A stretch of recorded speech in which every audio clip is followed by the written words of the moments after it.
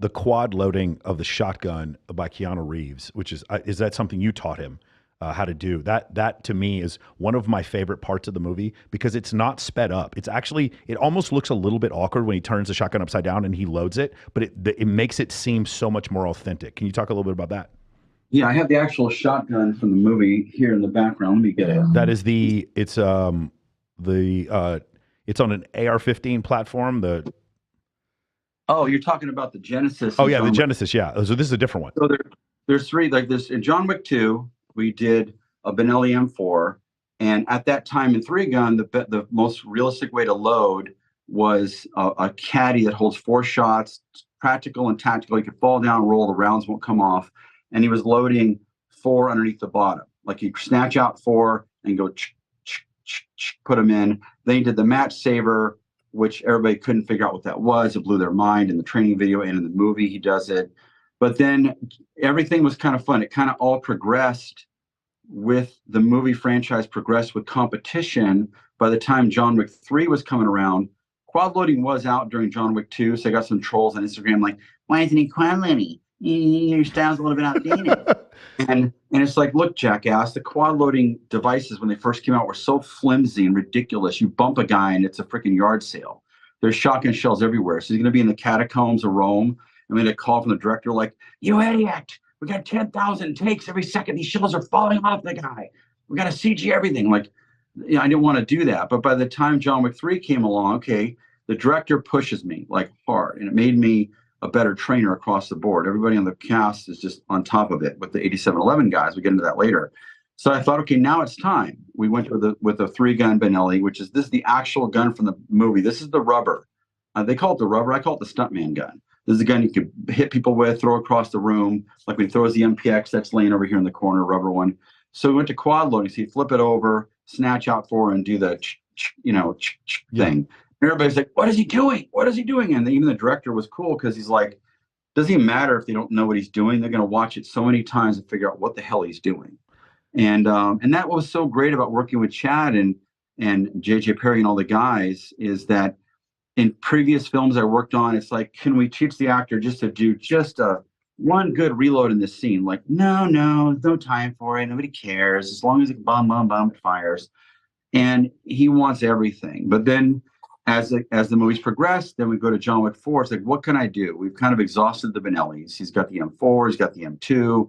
They're as good as it gets with a tube-fed shotgun. So what is the next thing? Well, we were going to put the Genesis in John Wick 3.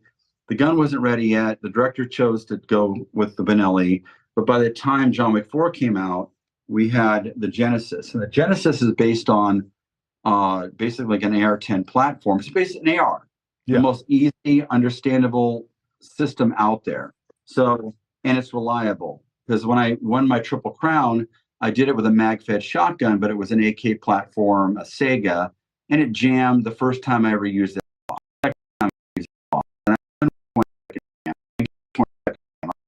I give up. This gun, these mag-fed 12 gauges don't run. The round is too blunt, too fat, can't get the feed ramp. And many years later, Genesis, reached out to me through Eric Kinsel at Bravo Company, put me in contact with them in like 2018. Been working on the gun ever since, give them my feedback back and forth. They're also masters at what they do. And this is the ultimate shotgun for the fastest reloads, and reliability is insane. Like it feeds everything all the time, every time. And we want John Wick just to have the most devastating, crazy shootout with the Pit Viper. He's got this, the Pit Viper in John Wick 4. And it's the most awesome, like one shot above camera shot. If you saw the movie. It looks like Diablo. It's third person God mode. You're watching it from above. That was an incredible shot. And this is where he has the dragon breath, right? He has how does dragon breath, for those of you who don't remember in the movie, it's the exploding shotgun rounds. How does that work? What's the chemistry behind that? It's like a fireball. It's like it lights things on fire, but they also have versions that have buckshot and birdshot inside of them. So those versions, there's one version is just the fireball for fun. At a point blank, you don't want to get hit with it. But for the movie, he would have been shooting the kind that has either buckshot in it, probably mixed with fire. So he's blasting them across the room and lighting them on fire. So it's just a way to make the scene even just more insane. Never done Is it thermite? Like, what are they using in the to cause the explosion? You know, I don't know. It just put in the movie, and it's crazy, and it's also cool because I've seen the scene a bunch of times, and he's literally reloading every 10 It's rounds. incredible. Or Yeah.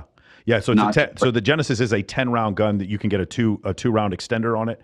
Yeah, And the thing is, the Dragon Breath. The reason why I know about it is because it was in the last Call of Duty. That's why I thought they put it in the movie, because it was the thing everyone used it in Call of Duty for shotguns is the Dragon Breath, because yeah, you get instant kills with that thing. Yeah, that's pretty amazing.